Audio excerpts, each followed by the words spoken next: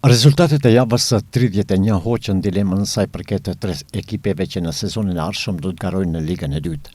Krahas Shkupit nga dita e djeshme, edhe Rabotnički dhe Makedonia Gjorçe Petrov përfundimisht do të jenë pjesë e rangut më të ulët. Të tre skuadrat janë nga Shkupi.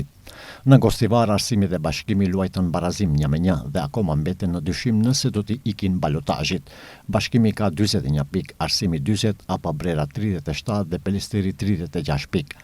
Arsimi në dy ndeshjet e fundit përballet me Sileksin dhe Struga Trimlum në Gostivar. Bashkimi pret Makedonia Gjorçe Petrovin dhe në ndeshjen e fundit udhton në Manastir.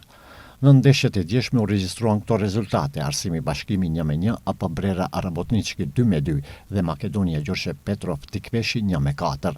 Ndërsa tre ndeshjet e zhvilluara të shtunën, kuqezint Tetovar triumfuan kundër Struga Trimlum me rezultatin 3-1. Ndërsa fitore ka shënuar edhe Bardari, të cilët mposhtën Sileksin me rezultatin 2-1. Në Manastir, Pelisteri mundi Shkupin me rezultat të thellë 7-0. Pas kompletimit të javës së 31, tabelën e kryeson Bardari me 77 pikë, para Shkëndijës që ka 71, Struga Trimlum me 63 dhe Sileksi 53 pikë.